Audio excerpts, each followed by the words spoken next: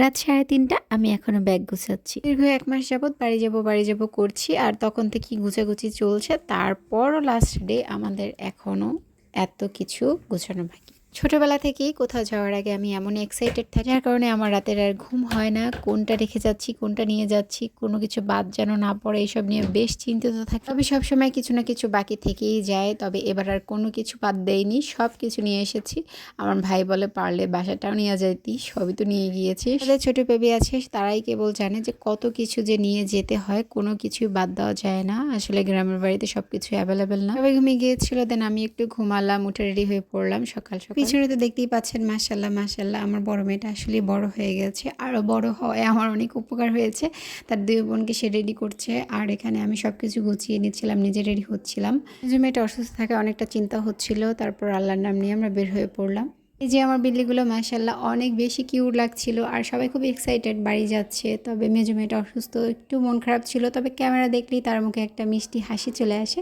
সবাই অবশ্যই মাশাল্লাহ বলে দিয়েন। আমরা বাসা থেকে সিএনজি করে সায়েদাবাদ চলে গিয়েছিলাম, ওখান থেকে আমরা বাসে করে চলে যাব। বাসা থেকে বের হতে অলরেডি আমাদের অনেক লেট হয়েছিল। আসলে বাচ্চা কাচ্চা নিয়ে ভোরেও বের হওয়া সম্ভব হয় না, আর যেহেতু টিকিট আগে থেকে কাটাও ছিল না, তো আমরা একটু চিন্তা করছিলাম। আল্লাহর রহমতে সবকিছু সহজ হয়ে গিয়েছে। তবে বাসটা একদমই ভালো ছিল না, বাস খুবই স্লো যাচ্ছিল। আসলে ভিডিও অন করলেই তাদের জন্য কত বাহানা। স্যার বলছে তার মাথার চুল চুল আউলানো আছে, আর ওদিকে মেয়েরা ওই সাইডে বসে আছে।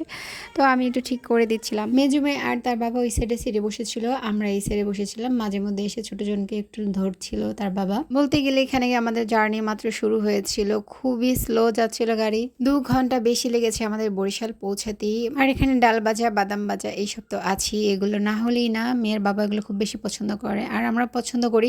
তো অনেকগুলো প্যাকেট নিয়েছিলাম, আমরা বসে বসে খাচ্ছিলাম, সাথে ভিউ এনজয় করছিলাম। কিন্তু সবচেয়ে বেশি খারাপ লাগছিল আমার মেজো মেয়েটার জন্য। আমি শুধু আল্লাহ করছিলাম যেন তাড়াতাড়ি আমাদের পথটা শেষ হয়ে যায়। আসলে মেয়েটা অসুস্থ থাকায় ওর একটু প্রবলেম হচ্ছিল।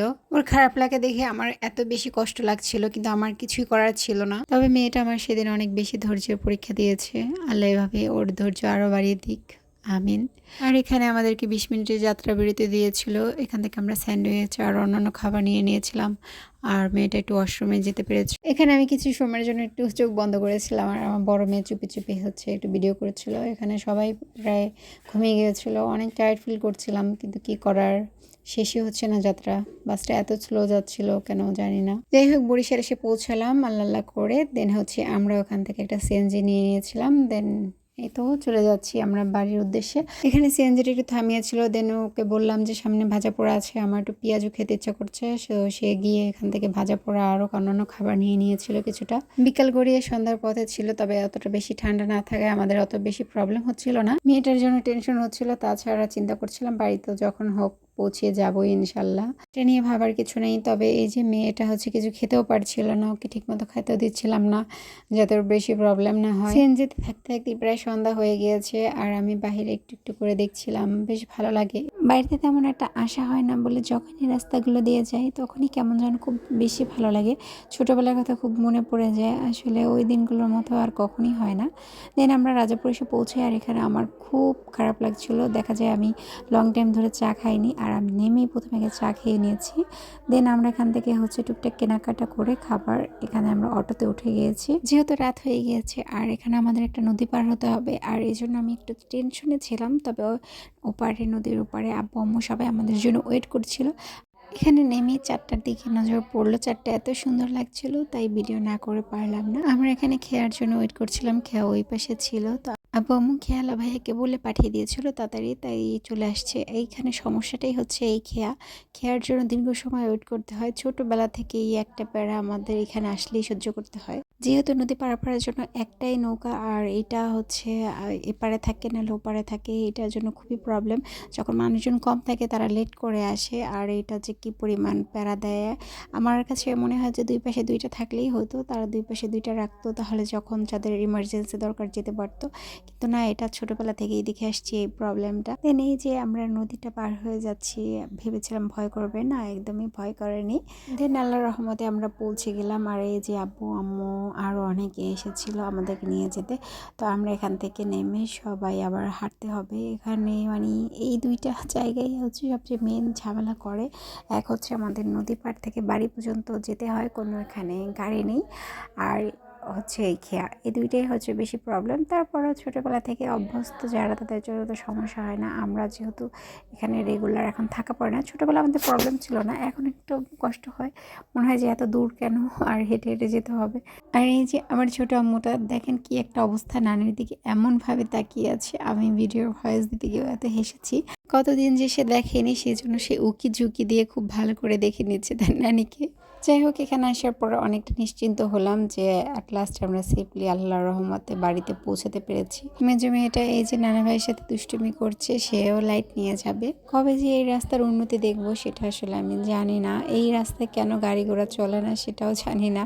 একটা গাড়ি ঘোড়া থাকলে তো এত কষ্ট করে আমাদেরকে যেতে হতো না। তারপরও বাড়িতে এসেছি এই আনন্দে, এইসব রাস্তার কষ্টটা আর গায়ে লাগেনি। এই যে আমরা বাড়ি এসে পৌঁছালাম, আর এখানেও আমি চাঁদে দেখে যাচ্ছি। চারটা মাসাল্লাহ এত সুন্দর ছিল যে বারবার দেখতে ইচ্ছা করছিল। আর এই যে আমার আব্বুর টিনের গেট, ইনশাল্লাহ খুব তাড়াতাড়ি গেটটা ঠিক করে দিবে।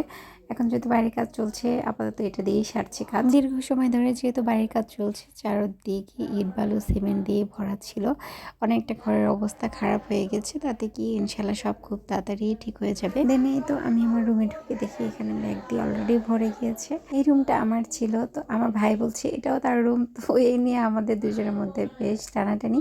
তো আব্বুর জন্য উপরে আমার জন্য রুম আলাদা করে দিয়েছে। আর এই যে আমার ড্রেসিং টেবিল, এটা আমার হচ্ছে একটা ইমোশন বলা যায়। এটার স্টোরি একদিন আপনাদেরকে সময় করে শোনাবো।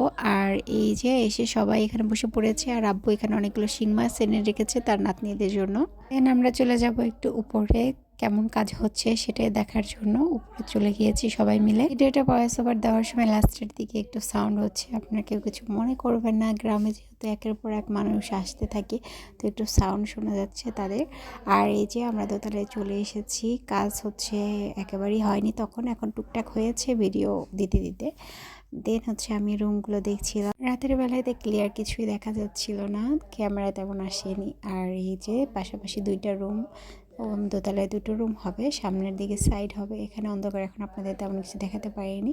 ইনশাল্লাহ ক্লিয়ারভাবে একসময় দিনের বেলা আপনাদেরকে ভিডিও করে দেখিয়ে দেবো। আর অলরেডি যারা আমার ব্লগগুলো দেখেন তারা তো অবশ্যই দেখতেই পেরেছেন দেন ছোটো ছোটো রিলসের ভিতরে আমাদের বাড়ির কাজের অবস্থা। বাড়ি এসেছে দীর্ঘ 1 মাস হয়ে যাচ্ছে, আর এখন আমি যাওয়ার সময় ব্লগ দিচ্ছি।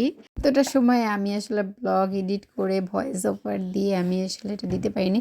এই জন্য আমি একদম লং ভিডিও বানাই না, কারণ এটা ভয়েস ওভার করা আরও বেশি কঠিন। যাই হোক, এখন আর কি, এখন আমাদের যাওয়ার পালা হয়ে গেছে, সেই ভিডিও চলে আসবে খুব শীঘ্রই। এত লং ভিডিও ধৈর্য ধরে দেখার জন্য সবাইকে অনেক বেশি ধন্যবাদ। নেক্সট টাইম আবার দেখা হবে ইনশাল্লাহ। আল্লাহ হাফিজ, আসসালামু আলাইকুম।